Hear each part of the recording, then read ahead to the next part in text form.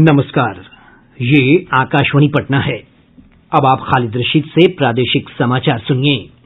पहले मुख्य समाचार। प्रदेश में कोविड-19 से स्वस्थ होने वालों की दर 86% से अधिक हुई। अब तक 1,15,000 से अधिक लोग ठीक हुए। प्रधानमंत्री नरेंद्र मोदी कल सुबह 11 बजे आकाशवाणी पर मन की बात कार्यक्रम में देश विदेश के लोगों के साथ विचार साझा करेंगे। प्रदेश में बाढ़ की स्थिति में सुधार, बाढ़ प्रभावित क्षेत्रों में जानमाल की क्षति का किया जा रहा है आकलन। और हॉकी के जादूगर मेजर ध्यानचंद की जयंती राष्ट्रीय खेल दिवस के रूप में मनाई जा रही है। राष्ट्रपति रामनाथ कोविंद ने इस अवसर पर सर्वोच्च खेल पुरस्कार प्रदान किए। अब समाचार विस्तार से। प्रदेश में कोविड-19 से संक्रमित लोगों का आंकड़ा लगभग 1,33,000 हो गया है। स्वास्थ्य विभाग के बुलेटिन के अनुसार पिछले 24 घंटों में 2,087 नए मामले सामने आए हैं। सबसे अधिक पटना जिले से 315 मामलों की पुष्टि हुई है। वहीं मधुबनी से 112, गोपालगंज और अररिया से 104, मुजफ्फरपुर से 98, पश्चिम चंपारण से 81 और समस्तीपुर से 80 नए मामलों की पुष्टि हुई है। इधर राज्य में कोविड-19 से ठीक होने वालों की दर बढ़कर 86.56% हो गई है। अब तक 1,15,000 से अधिक लोग स्वस्थ हो चुके हैं। 17,181 लोगों का विभिन्न अस्पतालों में इलाज चल रहा है। इस महामारी से राज्य में अब तक 679 लोगों की मृत्यु हुई है। इधर शेखपुरा जिले के शेखोपुर सराय प्राथमिक स्वास्थ्य केंद्र के प्रभारी चिकित्सा पदाधिकारी डॉक्टर विपिन कुमार कोरोना से संक्रमित हो गए हैं। इसके बाद स्वास्थ्य केंद्र को बंद कर दिया गया है और सभी कर्मियों की कोरोना जांच कराई जा रही है। पीएचसी को सैनिटाइज भी कराया जा रहा है। देश में कोविड महामारी से स्वस्थ होने की दर बढ़कर 76.47% हो गई है। पिछले 24 घंटे में 65,050 रोगी ठीक हुए। देश में अब तक लगभग 26,49,000 रोगी ठीक हो गए हैं। स्वास्थ्य मंत्रालय के अधिकारी ने कहा है कि देश में कुल 21.72% संक्रमण के सक्रिय मामले हैं। वहीं मृत्यु दर भी तेजी से घटकर 1.81% पर आ गई है। मृतकों की संख्या 62,550 हो गई है। नई दिल्ली स्थित अखिल भारतीय आयुर्विज्ञान संस्थान एम्स ने आज बताया कि केंद्रीय गृह मंत्री अमित शाह का स्वास्थ्य अब ठीक हो गया है और जल्द ही उन्हें अस्पताल से छुट्टी दे दी जाएगी। श्री शाह को कोविड संक्रमण से ठीक होने के बाद की देखभाल के लिए 18 अगस्त को एम्स में भर्ती किया गया था। भारतीय जन स्वास्थ्य फाउंडेशन के अध्यक्ष डॉक्टर के श्रीनाथ रेड्डी ने कहा कि कोविड संक्रमण के मामले में भारत दुनिया के अन्य देशों से काफी बेहतर स्थिति में है और सरकार के उपायों के सकारात्मक परिणाम मिल रहे हैं। अब तक जो नतीजे निकले हैं उससे पता चलता है कि ये वायरस का प्रभाव को रोकने में हम काफी कामयाबी हासिल कर चुके हैं दूसरे देशों के मुकाबले में। आज का हालात जो है उसमें कोई संशय नहीं है कि हमारा हालात दूसरे देशों के मुकाबले में बेहतर है। कोविड-19 महामारी की वजह से कारोबारियों और आम लोगों को बैंक ऋणों की अदायगी के लिए भारतीय रिजर्व बैंक द्वारा दी गई मोहलत को 31 अगस्त से आगे बढ़ाए जाने की कोई संभावना नहीं है। रिजर्व बैंक ने 1 मार्च 2020 से 6 महीने के लिए कर्ज के भुगतान में मोहलत देने की घोषणा की थी ताकि जिन कारोबारियों और ग्राहकों ने बैंकों से उधार लिया है उन्हें कोविड-19 की वजह से आ रही समस्याओं से निपटने में मदद मिल सके। रिजर्व बैंक के गवर्नर ने हाल में ही कहा है कि ऋणों की अदायगी के लिए दी गई मोहलत अस्थायी उपाय है और महामारी की वजह से जो लोग ऋण चुकता करने में परेशानियों का सामना कर रहे हैं उन्हें इसके समाधान के लिए घोषित किए जाने वाले उपायों से राहत मिल सकती है। प्रधानमंत्री नरेंद्र मोदी कल सुबह 11 बजे आकाशवाणी पर मन की बात कार्यक्रम में देश विदेश के लोगों के साथ अपने विचार साझा करेंगे। यह इस मासिक रेडियो कार्यक्रम की 68वीं कड़ी होगी। यह कार्यक्रम आकाशवाणी और दूरदर्शन के समूचे नेटवर्क पर उपलब्ध रहेगा। मन की बात कार्यक्रम आकाशवाणी समाचार की वेबसाइट newsonair.com और news on AIR mobile app पर भी सुना जा सकता है। इसके अलावा सूचना और प्रसारण मंत्रालय तथा प्रधानमंत्री कार्यालय के YouTube चैनलों पर भी कार्यक्रम का प्रसारण होगा। मन की बात कार्यक्रम के तुरंत बाद मैथिली भाषा में इसका प्रसारण आकाशवाणी के दरभंगा केंद्र से किया जाएगा। इसी प्रसारण को दोबारा रात्रि 8 बजे से भी सुना जा सकता है। संचार मंत्री रविशंकर प्रसाद ने आज प्रदेश के लिए बीएसएनएल की पूर्णतया वायरलेस सेवा भारत एयर फाइबर का उद्घाटन किया। इससे ग्रामीण क्षेत्रों में तेज गति की ब्रॉडबैंड इंटरनेट सेवा प्राप्त होगी। श्री प्रसाद ने वीडियो कॉन्फ्रेंस के जरिए पटना में बिहार विधानमंडल के लिए नवीनतम तकनीक वाले टेलीफोन एक्सचेंज का भी शुभारंभ किया।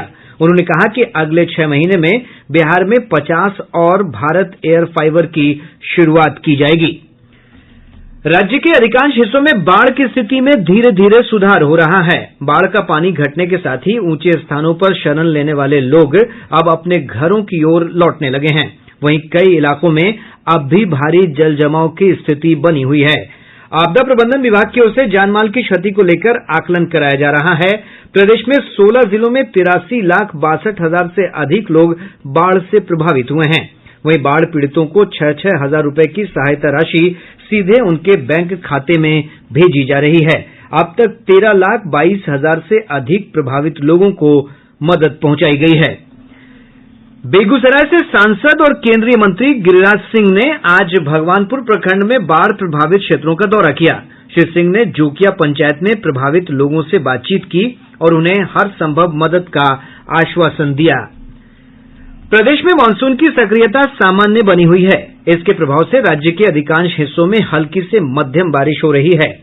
मौसम वैज्ञानिक सुधांशु कुमार ने बताया कि मानसून की अक्षीय रेखा झारखंड से होकर गुजर रही है, जिससे अगले 24 घंटों के दौरान बिहार के पूर्वी हिस्सों में हल्की बारिश की संभावना है। मानसून की अक्षीय रेखा झारखंड के रांची, पश्चिम बंगाल के कृष्णानगर एवं दक्षिण पूर्व की ओर बढ़ते हुए बंगाल की खाड़ी के उत्तरी भाग की ओर गुजर रही है, जिसके प्रभाव से पूरे बिहार में अगले 24 घंटों में 1 या 2 स्थानों पर हल्की से मध्यम स्तर की बारिश होने की संभावना है। इधर पिछले 24 घंटों के दौरान किशनगंज, पूर्णिया, कटिहार, भागलपुर और मधुबनी जिले के कुछ स्थानों पर 10 से लेकर 30 मिलीमीटर बारिश दर्ज की गई है। गंगा और पुनपुन नदी को छोड़कर प्रदेश की अधिकांश प्रमुख नदियों के जलस्तर में कमी देखी जा रही है। कई स्थानों पर नदियों का जलस्तर लगातार स्थिर बना हुआ है। केंद्रीय जल आयोग से प्राप्त जानकारी के अनुसार गंगा नदी का जलस्तर बक्सर और पटना के दीघा घाट में तेजी से बढ़ रहा है। वहीं पुनपुन नदी का जलस्तर पटना के श्रीपालपुर में अब भी खतरे के निशान से 80 सेंटीमीटर ऊपर बना हुआ है। इधर महानंदा और परमान नदी के जलस्तर में भी बढ़ोतरी दर्ज की गई है। प्रादेशिक समाचार आप आकाशवाणी पटना से सुन रहे हैं। हॉकी के जादूगर मेजर ध्यानचंद की जयंती राष्ट्रीय खेल दिवस के रूप में मनाई जा रही है।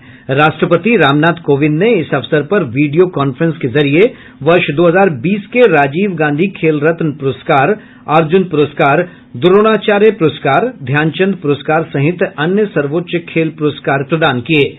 श्री कोविंद ने इस अवसर पर कहा कि खेलों में उत्कृष्टता और उपलब्धियां हासिल करना केवल सरकार की जिम्मेदारी नहीं है, प्रत्येक वर्ग और क्षेत्र के लोगों की भागीदारी से खेल संस्कृति को बढ़ावा दिया जा सकता है।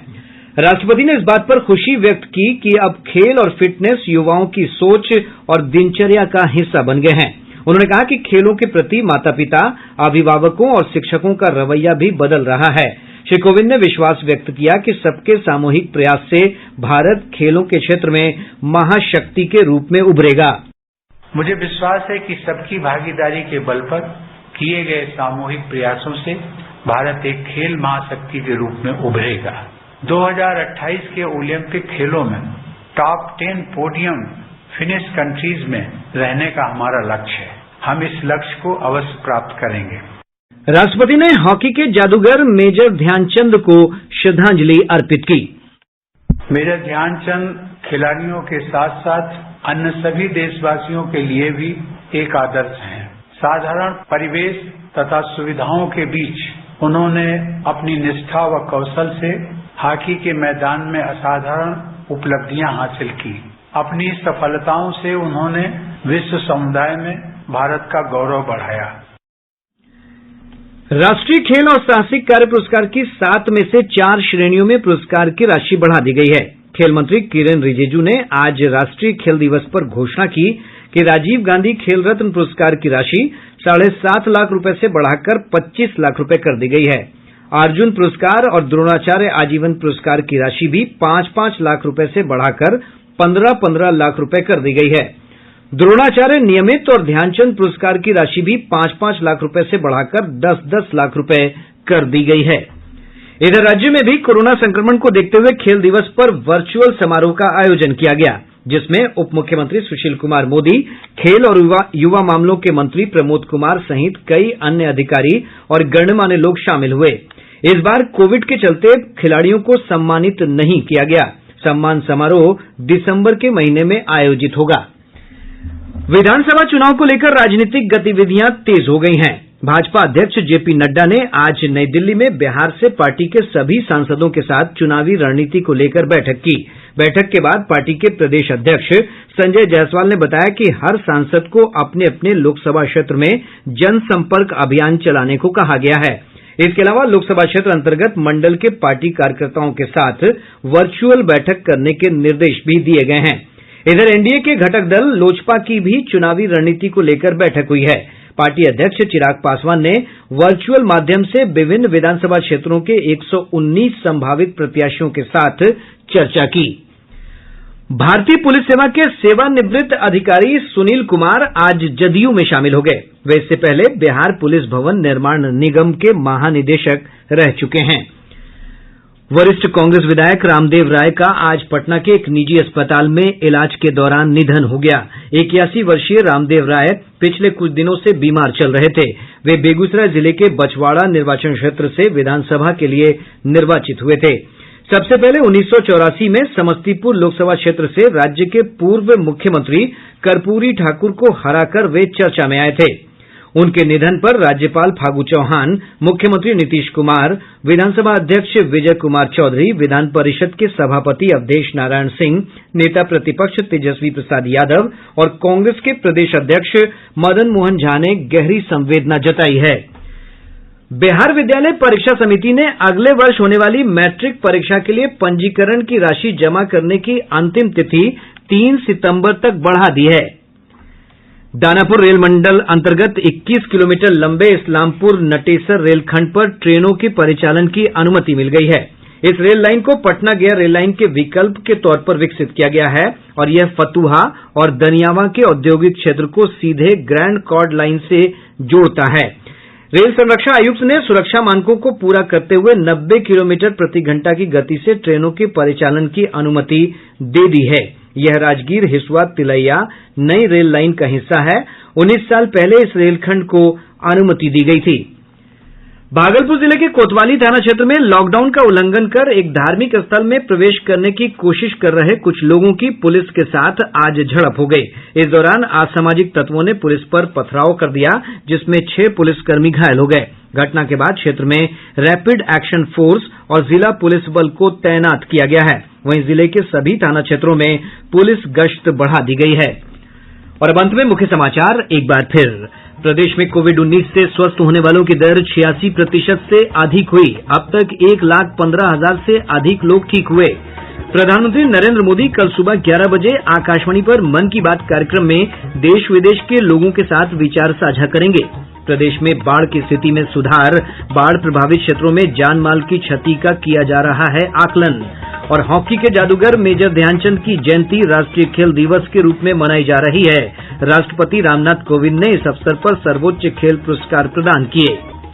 इसके साथ ही आकाशवाणी पटना से प्रसारित प्रादेशिक समाचार का ये अंक समाप्त हुआ। घर में रहिए, सुरक्षित रहिए और सुनते रहिए आकाशवाणी।